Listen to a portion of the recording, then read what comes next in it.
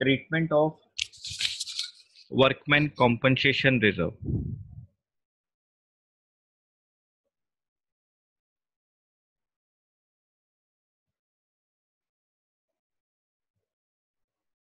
Treatment of workman compensation reserve. बेटे पहले आप लोग मेरी बात ध्यान से सुनेंगे।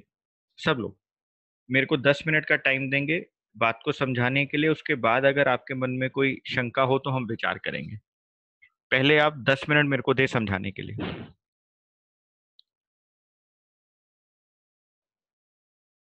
बेटे ये है रामलाल।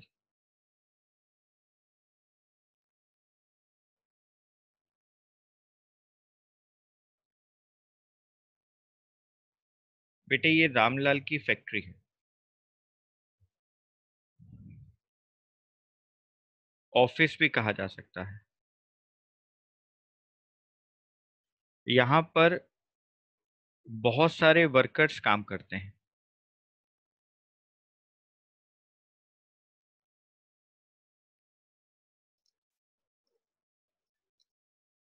यहाँ पे बेटे अलग अलग वर्कर्स काम करते हैं।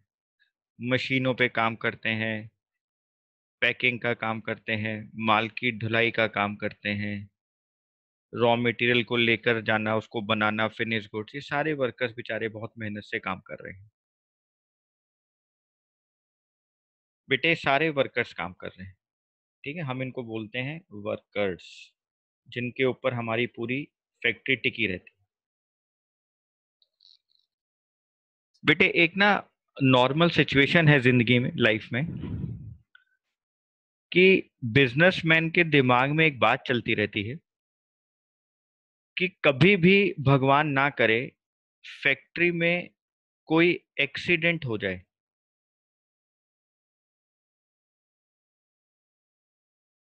किसी वर्कर के साथ कोई एक्सीडेंट हो जाए। हम लोगों को उसके मेडिकल के लिए पैसा रखना है, हमें उसके मेडिकल के लिए पैसा खर्च करना पड़ेगा। ये सारी जिम्मेदारी तो प्रोप्राइटर की है। और हम यहाँ पार्टनरशिप पढ़ रहे हैं तो बेटे ये सारी जिम्मेदारी पार्टनर्स की है। मान लो यहाँ दो पार्टनर है, रामलाल और मोहनलाल।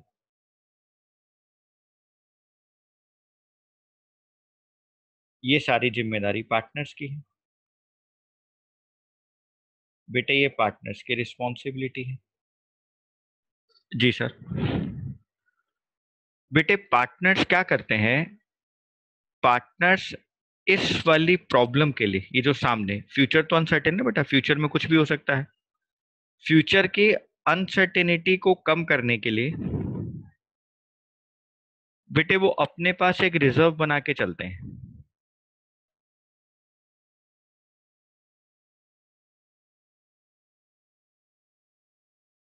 बेटे उस रिजर्व का नाम होता है वर्कमैन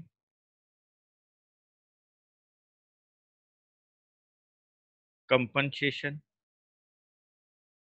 रिजर्व। बेटे मान लो ये वर्कमैन कंपनसेशन रिजर्व 90,000 का है। 90,000 का एक रिजर्व बनाकर चलते हैं।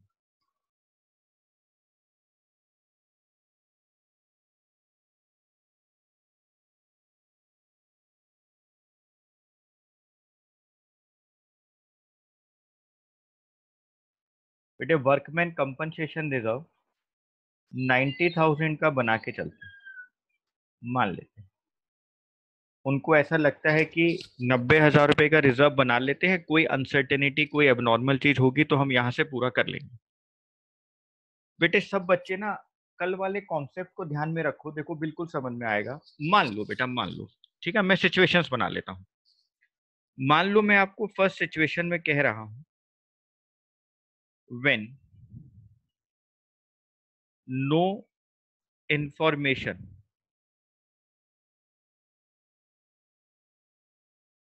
As to claim is given. आपको बेटे क्वेश्चन के अंदर ना क्लेम को लेकर कोई इंफॉर्मेशन नहीं दी गई, क्लेम को लेकर कोई इंफॉर्मेशन नहीं दी गई,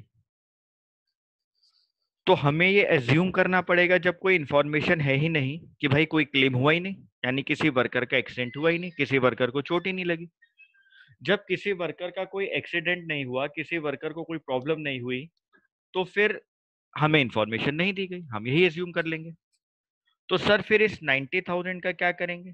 बेटे ईयर एंड हो रहा होगा, ईयर क्लोजिंग डेट आ चुकी होगी 31 मार्च या 31 दिसंबर, कोई इंफॉर्मेशन गिवन है नहीं, यानी कोई क्लेम हुआ ही नहीं। जब क्लेम नहीं हुआ तो पार्टनर्स कहेंगे भाई ये रिजर्व हमारे को बांट दो। आपको हमेशा याद रखना है, जब भी कभी पार्टनर्स को कोई चीज दी जाती है तो उनके कैपिटल अकाउंट इंक्रीज होते हैं बेटे, और पार्टनर्स के कैपिटल अकाउंट जब इंक्रीज होते हैं तो वो क्रेडिट होते हैं। और बेटे जब पार्टनर्स से कोई चीज ली जाती है तो उनके कैपिटल अकाउंट को डिक्रीज किया जाता है, तो पार्टनर्स के कैपिटल अकाउंट जब डिक्रीज होते हैं तो वो डेबिट होते हैं। तो जब हमें कोई इंफॉर्मेशन नहीं दी गई बेटे, कोई इंफॉर्मेशन हमारे साथ नहीं है, तो जब इंफॉर्मेशन हमारे साथ नहीं है तो हमने ये माना कि बेटे यहाँ पर कोई क्लेम हुआ ही नहीं। यानी सर यहाँ पर आप क्या करेंगे बेटे? मैं कुछ नहीं करूंगा, मान लो मेरे पास 3 पार्टनर हैं ABC, और उनकी रेशो हम मान लेते हैं 90,000 है ना, हाँ 432 मान लेते हैं। बेटे मान लो हमारे पास ABC 3 पार्टनर हैं, रेशो है 4:3:2। बेटे ये रेशो, तो हम क्या करेंगे बेटे? इस रिजर्व को डिवाइड कर देते हैं। Workman compensation reserve account debit 90,000 to A's capital account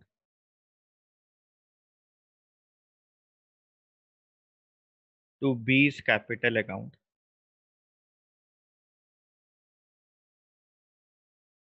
to C's capital account. 4:3:2 की रेशियो है बेटे, उसमें डिवाइड कर दिया अगर हम लोग तो 40,000, 30,000, 20,000, यानी सर 90,000 इंटू 4/9,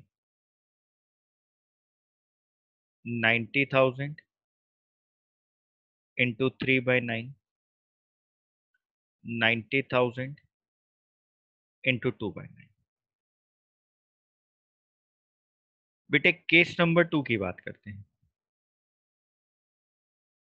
केस नंबर 2 में लिखा हुआ है व्हेन देयर इज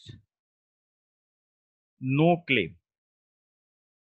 बेटे जब क्वेश्चन में साफ साफ कह दिया जाए कि यहाँ पर कोई क्लेम है ही नहीं, तो पहले वाली बात हो गई, कोई इन्फॉर्मेशन नहीं दी गई थी तो भी हमने यही माना था कि कोई क्लेम नहीं हुआ, और यहाँ तो साफ साफ लिख ही दिया गया।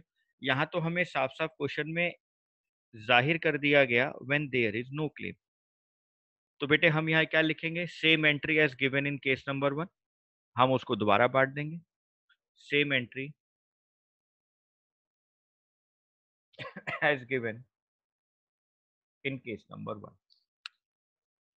बेटे केस नंबर 3 की बात करते हैं।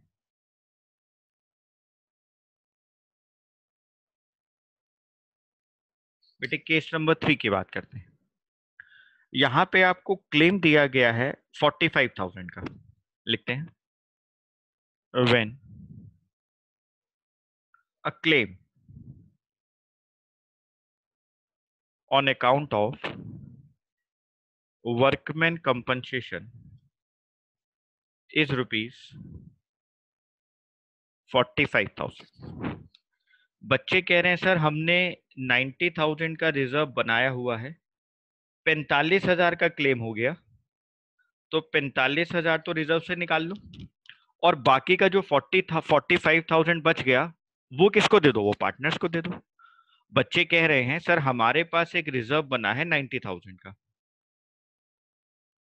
वो 90,000 में से 45,000 का तो क्लेम हो गया, तो आप इधर से 45,000 रुपये तो वर्कर को निकाल के दे दो, वही जिसने क्लेम किया।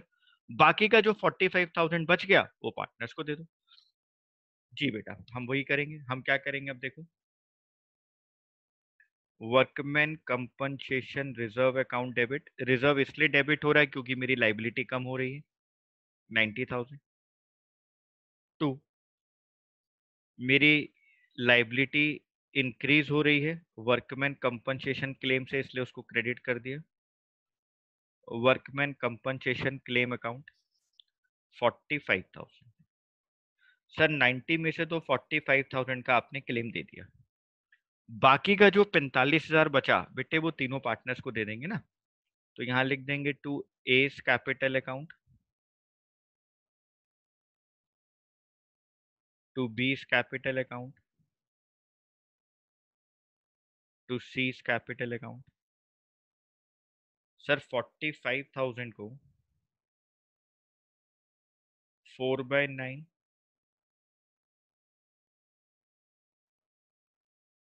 3/9 और 2/9 में डिवाइड कर देंगे। 90,000 रुपये का मेरे पास जेब में रिजर्व पड़ा था, ये मेरी पॉकेट में रिजर्व पड़ा है, जिसमें से 45,000 खर्चा हो गया, क्लेम हो गया, बाकी का 45,000 पार्टनर्स ने अपने आप में डिवाइड कर लिया। बेटे ये मान लो कि आपके पास ना कोई एक पोटली में पैसा पड़ा है 90,000, ये आपके पास एक पोटली है बेटे, उसमें 90,000 पड़े हैं। अब इसमें से आपका एक खर्चा हो गया 45,000 का, तो इसमें से माइनस कर दिया 45,000, बाकी का जो बैलेंस मेरे पास रह गया 45,000 का बेटा, वो तीनों पार्टनर्स अपने घर ले गए। उनकी रेशो थी 4:3:2, तो 4/9, 3/9 और 2/9। बेटा कितना कितना आ गया, 20,000, 15,000 और 10,000।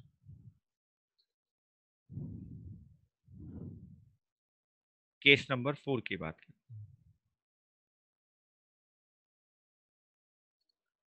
बेटे, वहां लिखा है, वहां पर क्लेम आया है 99,000 का। ओके बेटा, when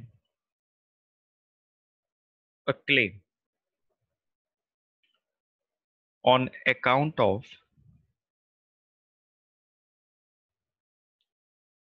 workman compensation is rupees 99,000। Sir आपने जो रिजर्व बनाया हुआ है वो तो 90,000 का है, रिजर्व तो 90,000 का है बेटे, और क्लेम 99 का हो गया। सर अब तो पार्टनर्स के लिए मुसीबत आ गई। हाँ बेटा, 9,000 रुपये का लॉस हो रहा है उनको, अपने घर से लेकर आना पड़ेगा। तो सर हम एंट्री क्या करेंगे बेटे, हमेशा पहले रिजर्व को डेबिट करो। Workman compensation reserve account debit, ये 90,000 है। सर क्लेम हो गया to workman compensation claim account, sir claim हो गया 99,000 का। तो बेटे 9,000 का तुम्हारा लॉस हो गया ना, ऑल लॉसेज आर डेबिटेड। लेकिन सर हम किस अकाउंट में डेबिट करेंगे बेटे, मैं अभी तो सिखा के लाया था आपको, उस अकाउंट का नाम है रीवैल्यूएशन अकाउंट। हमने 9,000 रुपये डेबिट कर दी। सर ये जो 9,000 रुपये यहाँ डेबिट हो रहे हैं, ये जो आपने जिस अकाउंट में डेबिट करा, अब इस 9,000 रुपये के लॉस को कौन बियर करेगा बेटे, पार्टनर्स बियर करेंगे, पार्टनर्स अपने घर से लेकर आएंगे। तो जब सर जब पार्टनर्स लॉस बियर करते हैं, जब पार्टनर्स के लिए लॉस होता है, तो बेटे उनके कैपिटल अकाउंट डेबिट होते हैं। ये पार्टनर्स के लिए लॉस आ रहा है, तो यानी सर पार्टनर्स के कैपिटल अकाउंट अब डेबिट होंगे, यानी तीनों पार्टनर्स को डेबिट करो। A's capital account debit, B's capital account debit, C's capital account debit to revaluation account. 9,000 का लॉस था, तीनों में डिवाइड कर देते हैं 4:3:2 में, तो 4,000, 3,000, 2,000। ठीक है सर। सर मान लो हमें एक और केस दे दिया जाए, केस नंबर 5, और वहां पे लिख दिया जाए when a claim on account of workman compensation is rupees 90,000। बेटे क्लेम भी 90,000 का है, देखो क्लेम भी 90,000 का है और रिजर्व भी 90,000 का है। यानी ना हमें कुछ प्रॉफिट हो रहा है ना हमें कुछ लॉस हो रहा है। जितना हमारा क्लेम है उतनी हमारी रिजर्व है। यानी sir workman compensation reserve account debit 90,000 to workman compensation claim account 90,000। पूरा का पूरा जो क्लेम था हमने बेटे रिजर्व से सेट ऑफ कर लिया। अब बच्चों आपकी बारी। अब अगर किसी को डाउट है किसी केस में तो मुझसे बात करें, मैं यहाँ रुक गया हूँ। सर हाँ बेटे। सर केस नंबर 3 पे आना एक बार। आगे। सर जो हमने कल क्वेश्चन किया था केस नंबर उसका जो ऐसा केस था सेम, उसमें आपने कहा था कि दोनों मतलब उसमें दो एंट्रीज बनवाई थी, आपने कहा था एक एंट्री नहीं बनेगी। हम्म। अब इसमें सर एक एंट्री बन रही है, तो कौन ये सी वाली केस नंबर दोनों तो 3 में? सर रिजर्व के क्वेश्चन है। एक मिनट, केस नंबर 3 वहां पे क्या था कि जहां पे 1,91,000 की वैल्यू हो गई थी। नहीं सर, आपने वहां पे जब हम्म। ये केस बताया था कि बेटे एक मिनट जो साहिल, लॉस है। हाँ हाँ साहिल मेरी बात सुन जरा।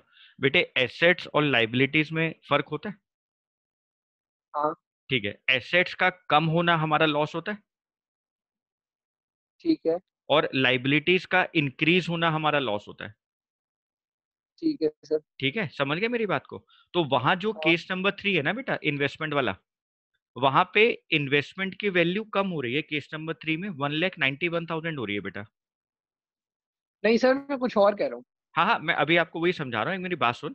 वहां जब केस नंबर 3 के अंदर इन्वेस्टमेंट की वैल्यू 9,000 से कम हो रही है तो उसको हमने उसके अंदर रिवैल्यूएशन अकाउंट में डाला है ना, लॉस के अंदर। हाँ डाला है। वही कर अब यहाँ पे देख, यहाँ पे मेरे को जब 99,000 देना पड़ा तो यहाँ मेरी लाइबिलिटी इंक्रीज हो रही है। हेलो। ठीक है सर, सही है बात ना? है। तो जब लाइबिलिटी इंक्रीज हो रही है तो मेरे को यहाँ 9,000 रुपये का लॉस हो रहा है ना। तो मैंने उसको किस हाँ अकाउंट में ठीक है। डाला? रिवैल्यूएशन अकाउंट में तो डाला। रिवैल्यूएशन में। हम्म। अच्छा। बेटे लाइबिलिटी का इंक्रीज होना मेरा लॉस होता है और एसेट्स का कम होना मेरा लॉस होता है। ठीक है सर। यहाँ वाले केस नंबर 3 को अगर दोबारा से देखना है तो देख, मेरे पास रिजर्व कितने का था? 90,000।